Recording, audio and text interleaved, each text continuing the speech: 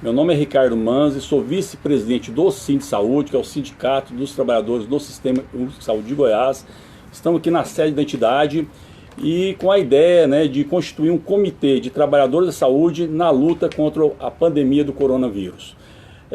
E nessa proposta de estar unificando essas discussões, tanto do Sindsaúde com outras entidades sindicais, conselhos profissionais, para que nós possamos debater com o governo estadual, com as secretarias municipais de saúde, os problemas relacionados a essa pandemia, de proteção ao trabalhador, de qualidade na assistência ao usuário, a gente vai constituir regularmente uma roda de conversa com as diferentes categorias, para que nós possamos estabelecer esse diálogo com você, trabalhador da saúde, com você, população, para que nós possamos orientar e discutir os temas pertinentes a esse assunto.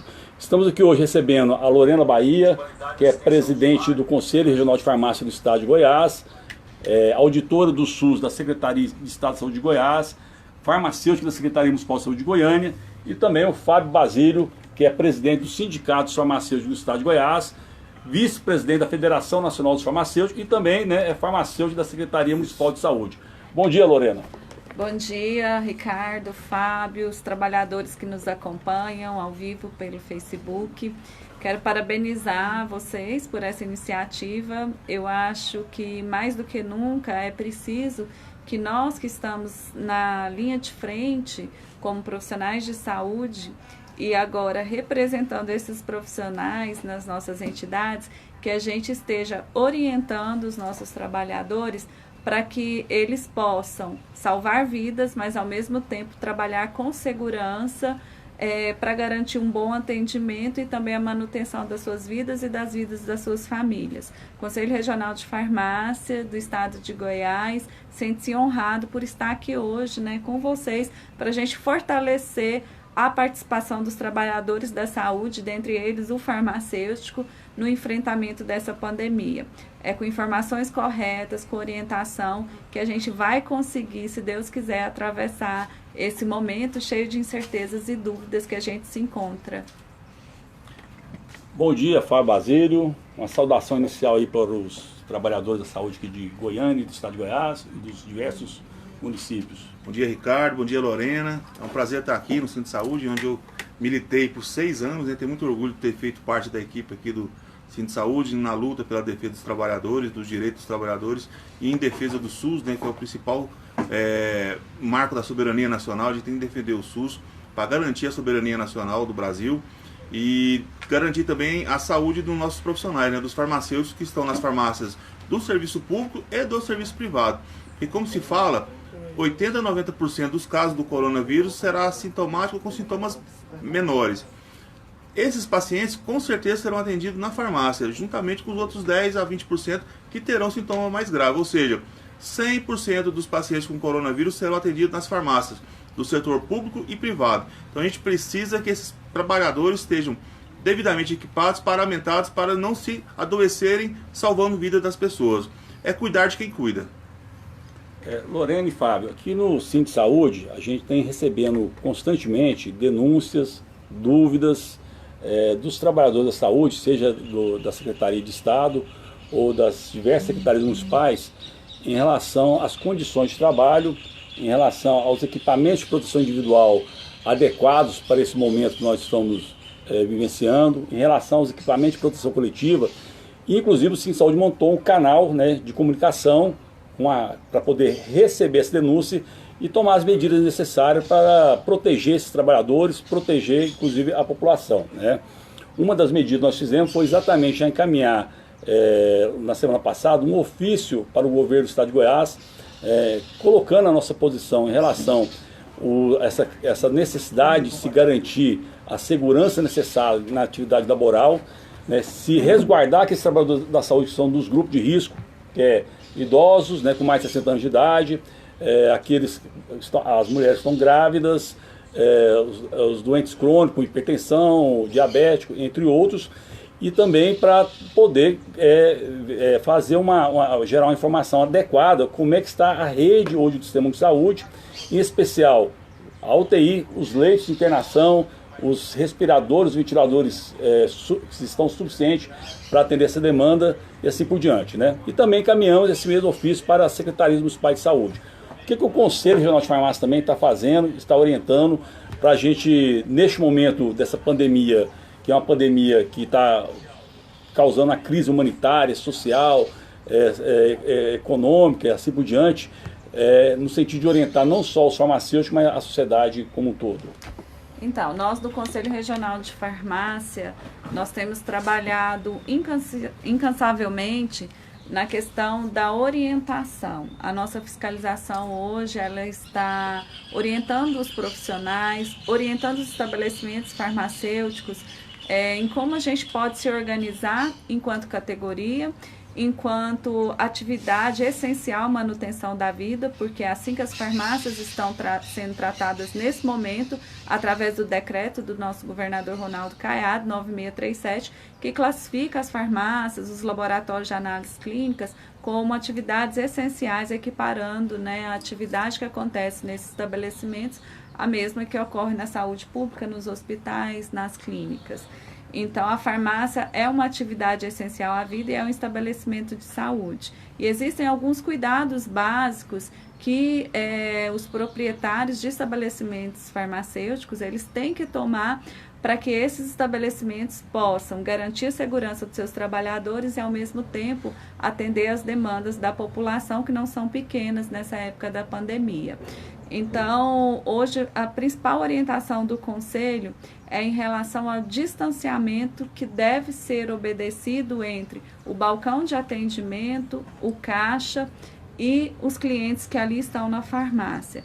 Então, fazer a marcação com a fita, garantindo esse isolamento, é uma das medidas mais eficientes quando a gente pensa na proteção do trabalhador e dos próprios clientes.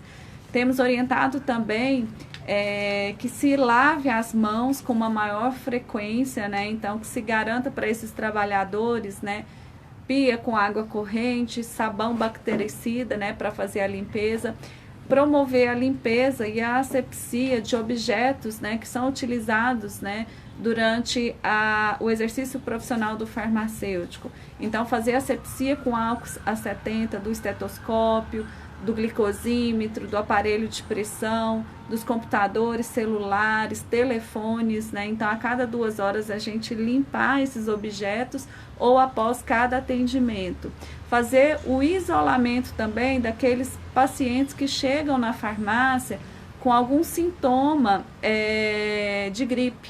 Então, pacientes que entram na farmácia espirrando, tossindo, com coriza, para esse paciente deve ser fornecida uma máscara, né, cirúrgica. Esse paciente ele fica aguardando o atendimento separado dos demais. E quando o farmacêutico for fazer o atendimento desse paciente na sala de serviços farmacêuticos, o paciente também deve se paramentar utilizando, além do jaleco que já é habitual no balcão, usar também a máscara cirúrgica. Lembrando sempre que a máscara cirúrgica, a indicação dela de uso é para pacientes, né, que estão com pacientes sintomáticos ou pacientes, casos confirmados, né, da Covid-19, para acompanhantes desses pacientes, então aquele cuidador que está junto desse paciente, e para profissionais de saúde. Não existe necessidade da população inteira sair nas ruas utilizando a máscara, porque essa máscara ela já está faltando para os profissionais de saúde. Então, é necessário, nesse momento, que a gente priorize a vida de quem está cuidando de outras vidas. É necessário que a gente garanta a esses profissionais de saúde, aos médicos, enfermeiros, cirurgião dentista e também aos farmacêuticos e todos os outros, né, que fazem parte de uma equipe multiprofissional de saúde, que estão ali na linha de frente do atendimento, que eles possam trabalhar com segurança usando seus EPIs. E para isso, Ricardo, Fábio, vocês que nos acompanham, nós criamos também um canal de atendimento direto juntamente com a Delegacia Regional do Trabalho.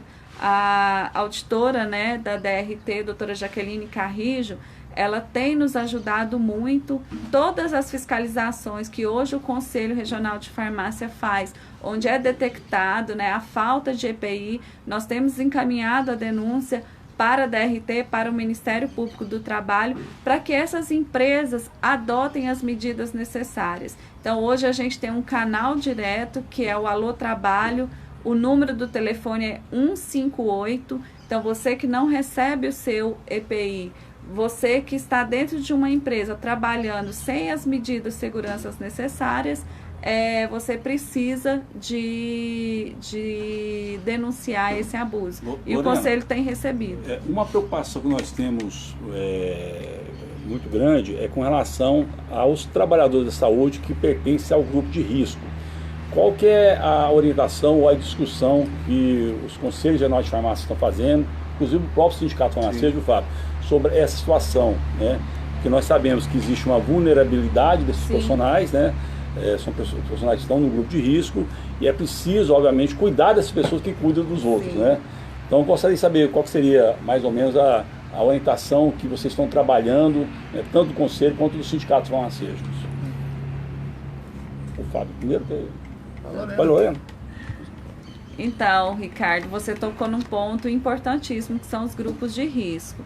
Então, os nossos trabalhadores, né, que têm mais de 60 anos de idade, trabalhadores que são portadores de alguma doença crônica, como hipertensão arterial, diabetes, doenças respiratórias, esses trabalhadores, eles devem ser afastados imediatamente dos seus postos de trabalho, colocados em regime de home office. O Conselho Regional de Farmácia alerta os farmacêuticos que estão nessa situação que eles façam o comunicado através do CRF em casa, do seu afastamento provisório durante essa pandemia, para que ele não tenha prejuízos e nem a sua empresa onde ele é o responsável técnico.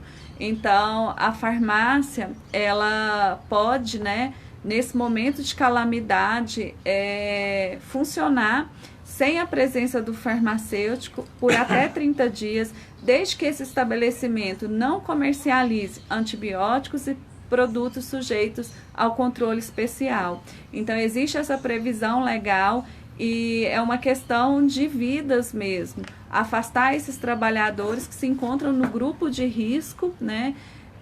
Para que eles também possam gozar de plena saúde e depois retomar as suas atividades quando estiver fora do risco dessa pandemia.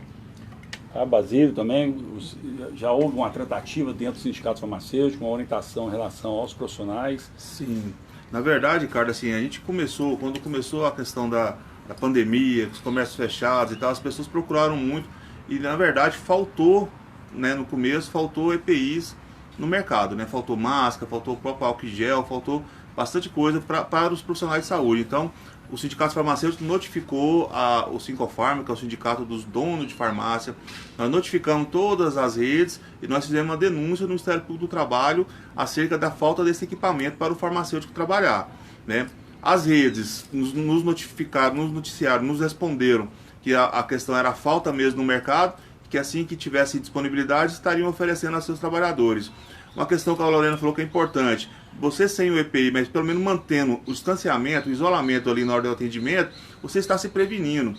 A gente tem que cuidar da gente primeiro para que a gente possa salvar a vida do outro, né? Isso é igual no afogamento, você se protege primeiro para depois salvar quem está se afogando, senão morrem os dois abraçados. Então, a verdade é que a gente tem que se cuidar para cuidar do outro. E a questão que você disse das pessoas em vulnerabilidade, né, a questão das pessoas acima dos 65 anos, dos doentes crônicos, o sindicato também notificou que esses trabalhadores devem ser colocados em home office, né? Então, o sindicato e o conselho têm trabalhado junto aí, de formas bastante parecidas nas suas iniciativas para proteger o farmacêutico. Ontem eu conversei com alguns trabalhadores da Pague Menos, da Santa Marta e da Drogasil, onde me disseram, né, me informaram que os EPIs chegaram na quantidade adequada para o trabalho, né? Então a gente está sempre acompanhando, em contato direto com esses profissionais, né? E qualquer farmácia que não é de rede, farmácia menor, que tiver alguma dificuldade com o seu EPI, o farmacêutico pode entrar em contato com o sindicato vai notificar essa farmácia especificamente. E o Ministério Público do Trabalho também está de portas abertas esperando a nossa denúncia para fiscalizar esse estabelecimento que deixar o seu profissional em vulnerabilidade. Então, é importante que a gente se cuide para cuidar das pessoas. Inclusive, Ricardo, tem assim, ontem uma informação de uma diretora do sindicato, que é de grupo de risco, que a rede afastou ela do trabalho, ela está em home office devido a esse problema de saúde. Então, às vezes está entendido que as pessoas que têm uma suscetibilidade à doença, elas devem ficar afastadas do trabalho, enquanto a gente está vivendo esse momento de pandemia aí, que se Deus quiser, logo acaba, logo passa, com as medidas que a gente tem tomado aí, e a população tem sido bem consciente nesse sentido aí. Lorena e Fábio, inclusive assim, no que se refere ao Sistema Único de Saúde, infelizmente parece que não tem uma orientação uniforme, né, seja pela Secretaria de Estado da Saúde, para os demais secretarias municipais, ou uma discussão que deveria ser permeada entre, inclusive, o Conselho de Secretários Municipais, para poder padronizar algumas situações, como esse caso dos servidores em grupo de risco, né? Alguns municípios já fizeram suas regulamentações, resguardando esses profissionais, outros não. Tanto é que constantemente nós temos denúncias aqui no sindicato de pessoas, por exemplo, que é do grupo de risco e está sendo colocado na lavanderia, com a argumentação do gestor local, que a lavanderia você não tem contato com o paciente, mas a lavanderia é área crítica, área de risco, né? Então a gente está também recebendo essas denúncias, essas reclamações, já apresentamos, né, para o Ministério Público do Trabalho algumas situações como essa, que além de são profissionais em condições de risco, né, e também sem os equipamentos de proteção individuais adequados para atendimento.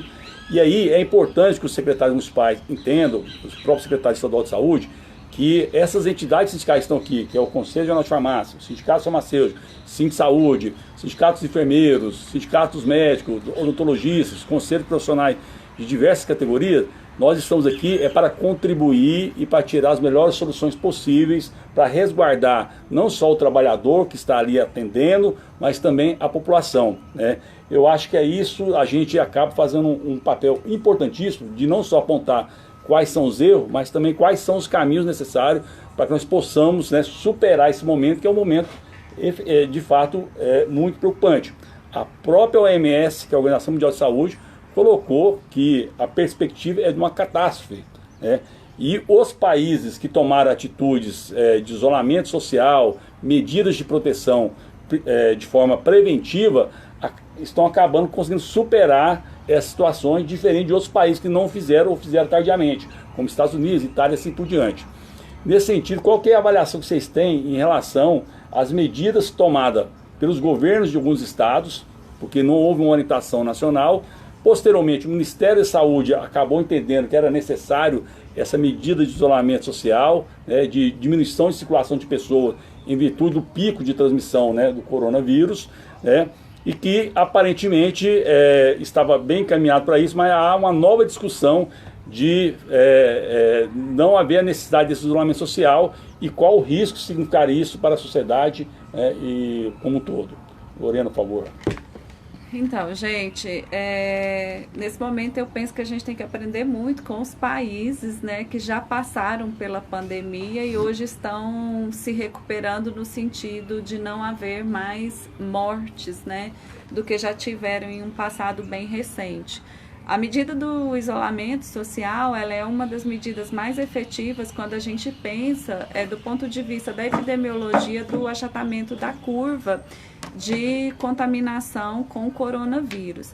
Então, por que existe esse isolamento? Para que as pessoas não se contaminem todas ao mesmo tempo, né, com o coronavírus, desenvolvam a Covid-19 e passem a ter necessidade de cuidados hospitalares de maior complexidade. A gente sabe que no país não existe, né, a quantidade de leitos suficientes caso todo mundo venha se contaminar ao mesmo tempo. E essa medida, ela mostrou-se bastante efetiva. A gente pode ver no próprio estado de Goiás, onde a gente teve medidas rígidas, né, adotadas pelo nosso governo estadual, e essas medidas fizeram com que o número de pacientes detectados com o coronavírus fosse bem menor do que aquele que a gente está acompanhando, onde nos estados não adotaram essas medidas de contingenciamento, de isolamento social. Eu acredito muito, né, nas evidências científicas, no que os pesquisadores falam e na própria experiência de outros países. Então, é uma medida efetiva, sim, e é uma medida que para mim, ela tem que continuar sendo seguida. Eu espero muito que o nosso governo mantenha-se firme seu posicionamento em relação ao contingenciamento de pessoas. É claro que a gente sabe que a questão econômica, ela pesa demais na vida das pessoas, né? E vai ter um grande impacto com o fechamento do comércio, com a falta de circulação de dinheiro.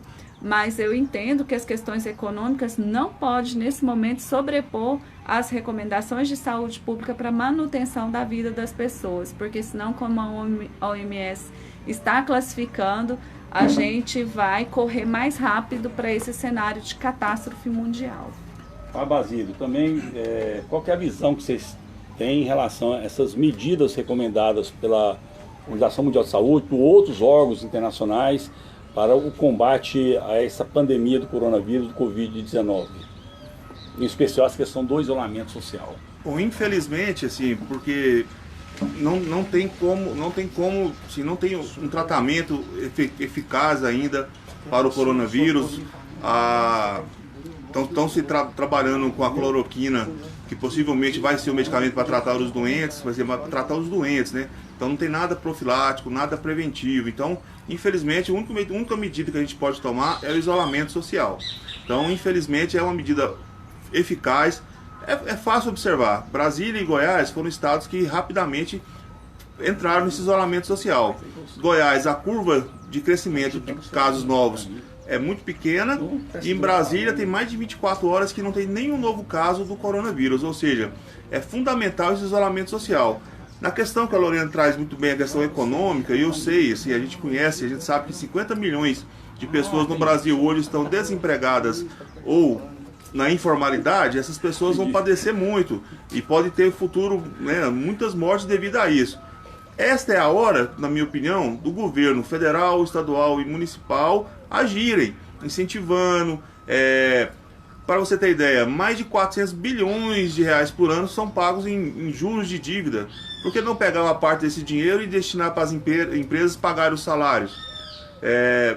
Foi na proposta de domingo passado agora um MP que tirava a obrigação dos patrões de pagar 4 meses de salário dos trabalhadores, mas não tinha uma contrapartida do Estado.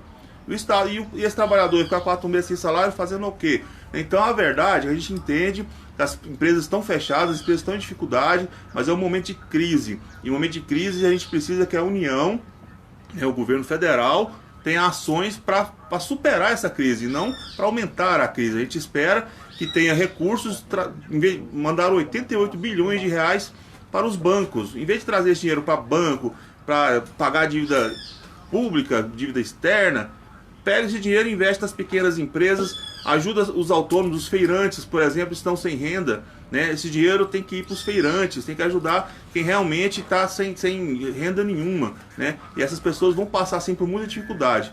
Agora, ou é isso, né? Ou a gente faz isolamento social, ou a gente vive situações como a da Itália lá, onde não tem cemitério para enterrar os mortos, onde as famílias não conseguem se despedir dos seus mortos porque não pode fazer os funerais. Então, a gente acha que as medidas são duras, mas que devem sim ser tomadas, né? E eu acredito que se todos os estados fizerem esse isolamento, em pouco tempo a gente consegue superar e a gente consegue sair dessa situação. O importante é a gente preservar a vida nesse momento. Aqui, ó, nós estamos tendo aqui a participação de vários colegas farmacêuticos e demais profissionais de saúde, a Laís Faria, Dilara Cavalcante, Olívia Palca, André Luiz Melo Santos, William, inclusive o André Luiz está perguntando para onde estão indo todos os milhões destinados.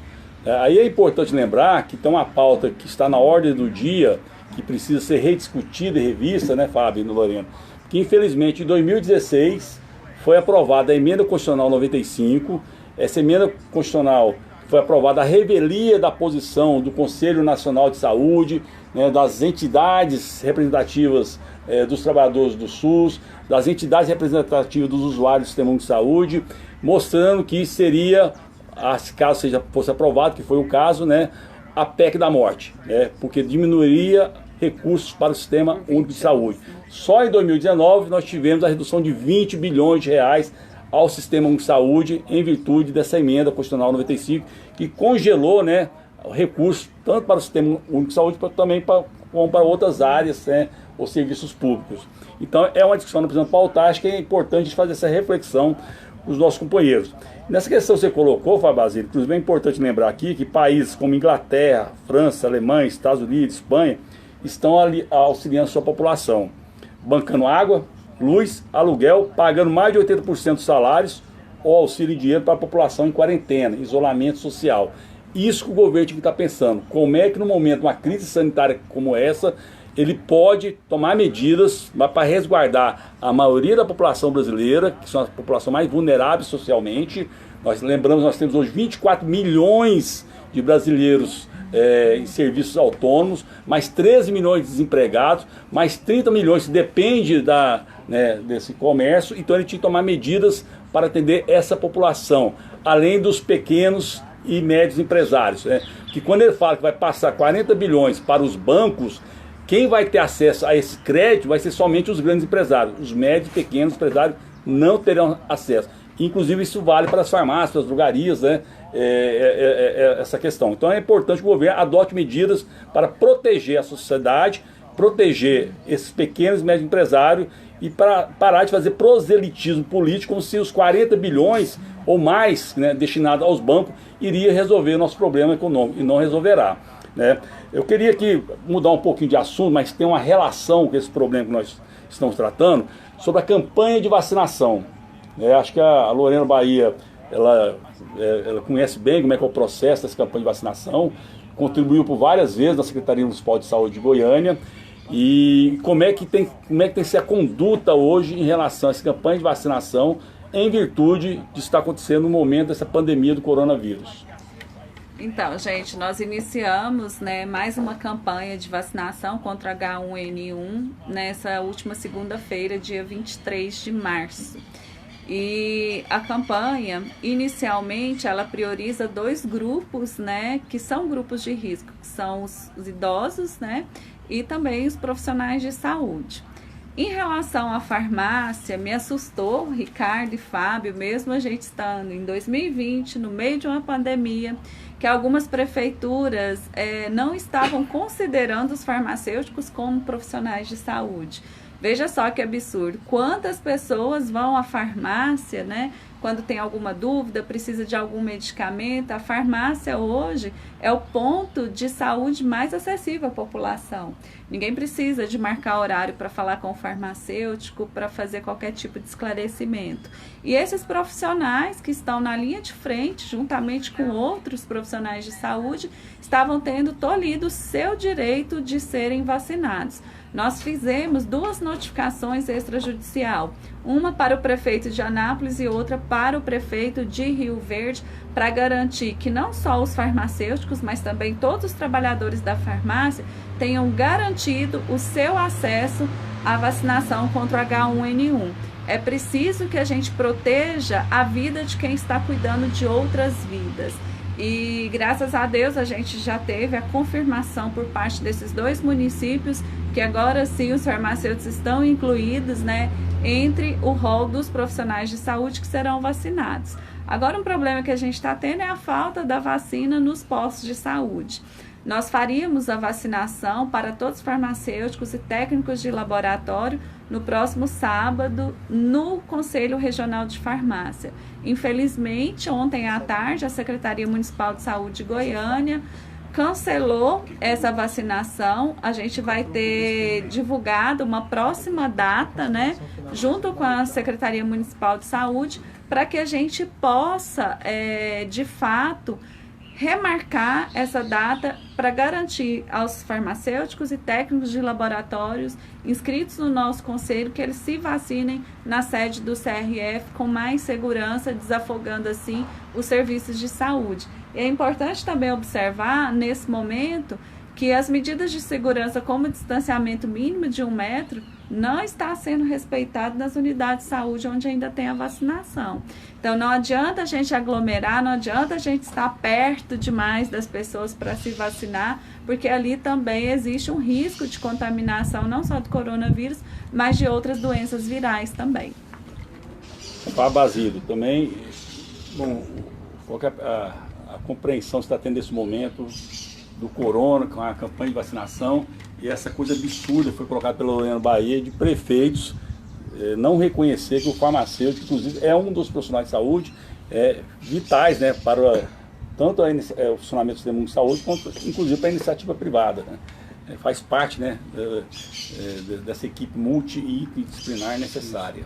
Na verdade, a farmácia é estabelecimento de saúde desde que ela surgiu, na minha opinião, né? Mas ela foi considerada legalmente um estabelecimento de saúde a partir de 2014. Então, já tem 6 anos que farmácia é estabelecimento de saúde legalmente pela Lei 13.021. Então, é um absurdo que ainda tenha o secretário de saúde, prefeitos e gestores de empresas que achem que um farmacêutico não é um profissional de saúde. A farmácia só é estabelecimento de saúde porque tem esse profissional trabalhando, militando dentro dessa farmácia, né? Farmacêutico auxiliar também, né? Isso, Ricardo, que eu queria complementar. E não só o farmacêutico. A farmácia é estabelecimento de saúde porque tem um profissional de saúde lá dentro, né? Quem são esses profissionais de saúde? Todos que estão dentro desse estabelecimento. Do dono ao entregador, ao caixa, o balconista, o farmacêutico, todos são profissionais de saúde e devem e precisam ser vacinados. Quem cuida das pessoas merece ser cuidado, merece dignidade. Então, como que eu vou trabalhar, militar no balcão de uma farmácia, atendendo as pessoas, se eu não tenho nem o mínimo, uma vacina para gripe ou o isolamento ali do coronavírus? Então, é fundamental que todos os trabalhadores das farmácias de Goiás e do Brasil sejam vacinados contra a influenza H1N1. Pessoal, já faz meia hora nós estamos aqui debatendo esse assunto da pandemia do coronavírus com a companheira Lorena Bahia, com o companheiro Fábio Basílio. Nós estamos chegando ao fim aqui da nossa roda de conversa.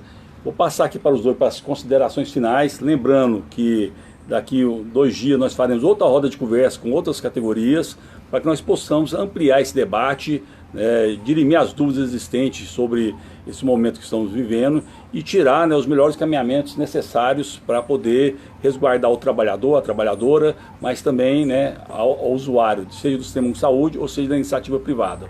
Lorena, por favor, as considerações finais. Primeiramente, eu quero agradecer, Ricardo, o Sind Saúde pelo convite, parabenizar pela iniciativa, dizer que eu tenho muito orgulho dos farmacêuticos que estão na linha de frente agora, enfrentando essa pandemia. Muito orgulho de você ser farmacêutico, fazer um trabalho importantíssimo, quer na vigilância sanitária, na rede municipal, aqui como vice-presidente do Sind Saúde, igualmente do Fábio Basílio.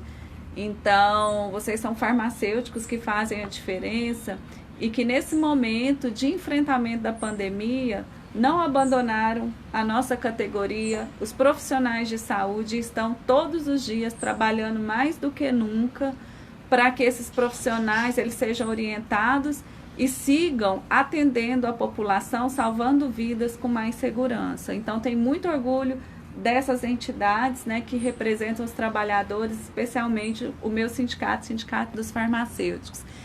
Dizer para vocês, Conselho Regional de Farmácia, por medidas de segurança, suspendeu o atendimento presencial na nossa sede, nas nossas seccionais. Mas estamos todos trabalhando, né, nos canais remotos, né? Então estamos atendendo pelo Instagram, pelo CRF em casa, pelos telefones do Conselho para orientar você, farmacêutico, como enfrentar essa pandemia com mais segurança. A nossa fiscalização, ela está atendendo as denúncias, está em campo, né? Nós temos guerreiros dentro do Conselho que vestiram a camisa nesse momento e são soldados prontos para servir nessa batalha.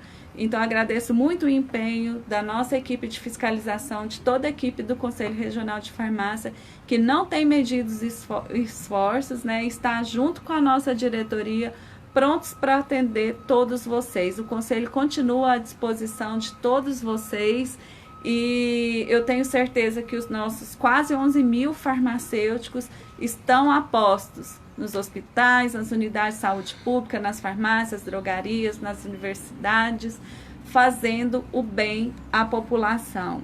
Então é preciso nesse momento muita união, muita coragem e principalmente muita orientação e informação correta para que a gente saia dessa pandemia.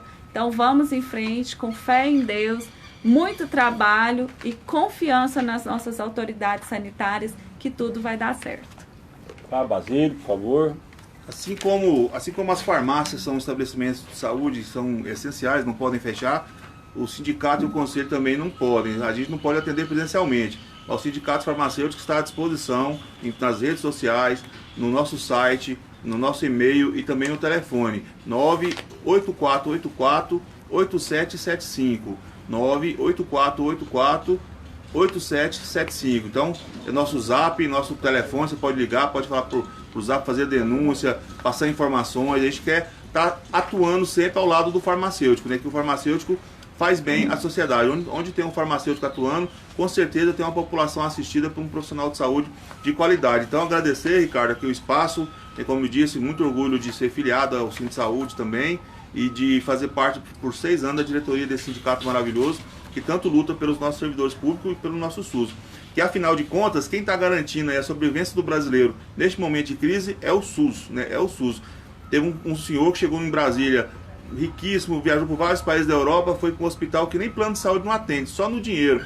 O que o hospital fez? Mandou ele para o Agarran, que é o hospital do SUS em Brasília. Então, isso para mostrar que nós temos competência e capacidade para tratar bem das pessoas. Eu espero, eu sonho um dia ainda, ver as farmácias como a primeira porta de entrada para o SUS. O farmacêutico, ele pode fazer a consulta e ele tem capacidade para encaminhar a pessoa para um serviço de maior complexidade se for necessário, então, e resolver os problemas de menor gravidade ali na própria farmácia. A gente precisa que essas redes, mais de 80 mil farmácias no Brasil, mais de 220 mil farmacêuticos no Brasil, que elas sejam integradas com o SUS para desafogar as unidades de saúde e trazer reconhecimento e valorização do profissional farmacêutico. Então, o Sindicato Farmacêutico está à disposição, meu telefone também é o 9267-7003, é meu zap, pode entrar em contato comigo. Nós estamos diuturnamente aí a serviço do sindicato e dos farmacêuticos de Goiás. Obrigado, Ricardo, obrigado, Lorena, por ter essa manhã maravilhosa aí, para a gente poder debater esse assunto tão importante para a população brasileira. Então, obrigado, Lorena Bahia, Fábio Basílio, colegas farmacêuticos, mais principalmente colegas que atuam nesse sistema único de saúde, que é um sistema considerado a maior política de inclusão social do mundo, né? Um sistema que foi uma luta da sociedade, construída por diversos profissionais de saúde, usuários, e que nós entendemos que este momento é preciso nós fazermos uma reflexão, que o sistema de saúde precisa ser fortalecido, precisa melhorar o financiamento para que nós possamos garantir esse atendimento universal, integral e de qualidade aos usuários do SUS. E dizer que o Sindicato de Saúde continua com seus canais de denúncias abertos, estamos recebendo essa denúncia, mas também estamos gerando informações diariamente para que possamos orientar o trabalhador da saúde e os usuários, né, sobre as melhores medidas em relação ao enfrentamento da pandemia do coronavírus. E em breve, fique atento, nós estaremos com uma nova live, trazendo outros assuntos para que nós possamos socializar essas discussões e precisamos que vocês também interajam conosco, apresentando propostas para que nós possamos juntos caminhar, fazer uma luta solidária, uma luta em defesa do SUS, uma luta em defesa da vida. Um abraço e muito obrigado.